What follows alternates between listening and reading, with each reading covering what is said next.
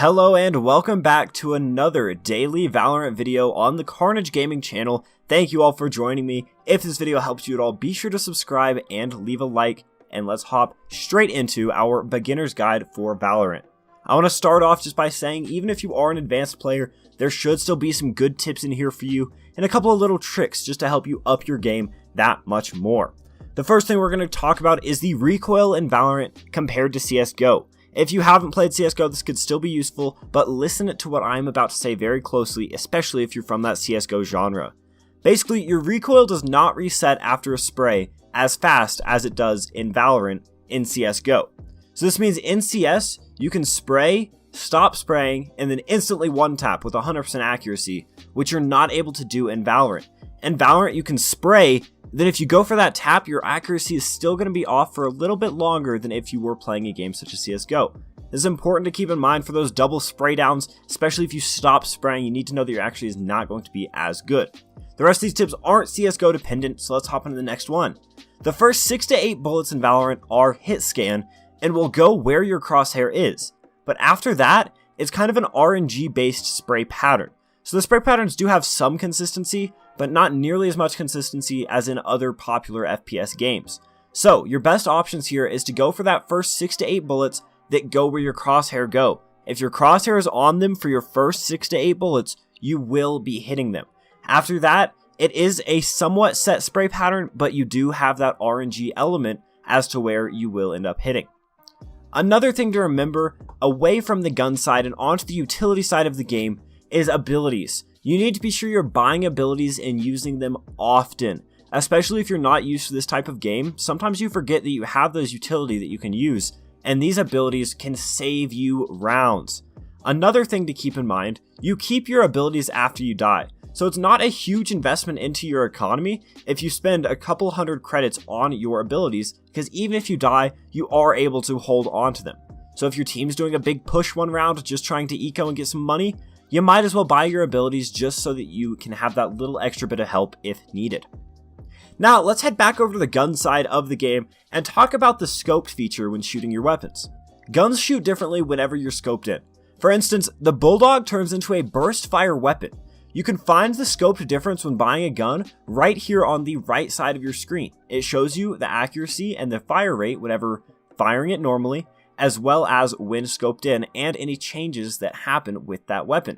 A lot of these guns change fire rates and also could even change fire type and be burst when scoped in, so keep this in mind when trying out new weapons. Now, I think we're done talking about the weapons and the gun side of the game for now, so let's talk about some of these agents. Now, knowing this while starting the game is extremely important, and listen very carefully here because this could impact how you play for the rest of beta.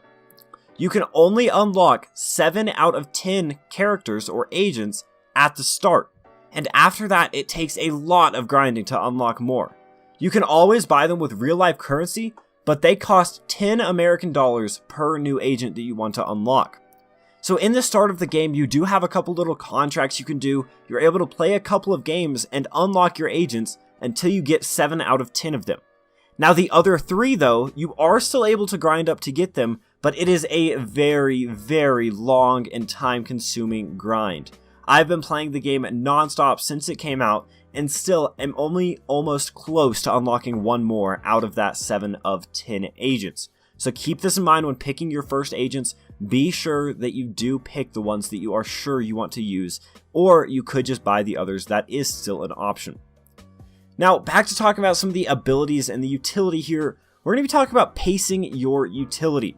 You want to make sure you don't blow all of your abilities right at the beginning of the round. You got to try and keep your composure and save your utility for post-plant scenarios or any sticky situation you might find yourself in. If you play it and just blow all of your utility right at the start of the round, this could be detrimental to the success of your team. You need to make sure you just pace it out, and if you need to use it, but if you can save it and it's not necessary, don't just throw random smokes out. Try and be meaningful with them because they are essential to winning and just to help guide your team to that victory, especially after planting the bomb or while holding the bomb site. Don't just immediately throw out smokes, maybe wait until you have some cues that they're coming to your site so that you can save onto those smokes. After you plant the bomb, you're able to use brimstone smokes other places, but if you already use them all at the start of the round, you're not going to be able to do anything with it. Lastly, we're going to be talking about some timing that can help you all with your rounds.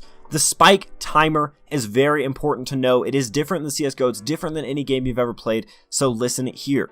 The spike detonates after 45 seconds, and the defusal time is 7.5 seconds. It takes 4 seconds to plant the spike. So, I'll say that one more time. The plant time is 4 seconds, the defusal is 7.5 seconds, and then it detonates after 45 seconds. Another thing to remember is halfway through that 7.5 second mark, so at about 4 seconds, you get a halfway point that the bomb stays at. So if you defuse halfway, it will stay halfway and only take another 3.5 seconds to defuse, which is super important to remember. You can hold on to that bomb for just 3 seconds, get it halfway, get off of it, go get a kill, and then come back and you will only have another 4 seconds left. I hope that these tips did help you. I tried to just get straight into it, not add any extra fluff, just trying to show you all the tips to help you guys become better players, especially if you are a beginner right now. Thank you all so much for watching. I release daily Valorant content regarding guides, map callout guides, tips and tricks, gameplays, anything you guys could ask for, I will create. Just leave a comment down below and I will reply to every single one of them. If you're new here, drop a sub. 97% of people watching this video aren't subscribed according to my analytics, so let's fix that number. Please subscribe, and I will see you in the next Valorant video. We deserve it, we put the work in. We came together like a Sunday service. Patiently waiting, it made me nervous. I got demons in service, they steady lurking. Mama told me I had greater purpose. Ever since I was little, I wasn't certain. I got to searching and I found it worth it. Look at my life! Look at my life, feel my pain. When it comes to me and you, we're not the same. This is so far